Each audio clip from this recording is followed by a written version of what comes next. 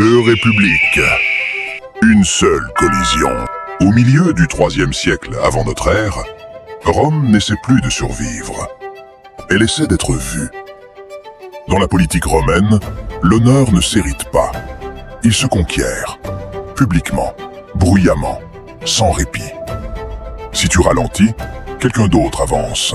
Si tu hésites, quelqu'un d'autre saisit l'instant. Ce système ne récompense pas la prudence. Il récompense le mouvement. Carthage vit selon un autre rythme. Elle n'a pas besoin de se prouver chaque matin. Sa puissance est déjà répartie entre ports, routes, colonies, milices. La stabilité et la réussite.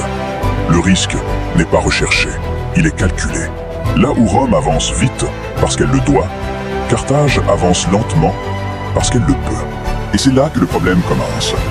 Les deux systèmes fonctionnent parfaitement. Rome récompense la visibilité, l'ambition, l'escalade. À Rome, rester immobile ressemble à un échec. À Carthage, surréagir ressemble à une faute. Carthage récompense la continuité, la retenue, le contrôle. Aucun des deux camps n'est irrationnel, aucun n'est aveugle. Ils sont simplement incompatibles. La Sicile sera l'élément déclencheur. Pour Rome, elle paraît proche, familiarisée, presque inévitable. Pour Carthage, c'est un point parmi d'autres, important, mais gérable. Chaque geste de Rome semble justifié. Pour Rome, chaque retenue de Carthage semble raisonnable. Pour Carthage, pas de haine, pour l'instant. Seulement des incitations qui ne parlent pas la même langue. Et voilà comment les guerres commencent. Pas dans la rage, mais dans l'élan.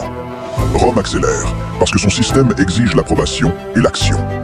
Carthage se prépare en silence, parce que son système exige la retenue et la prudence.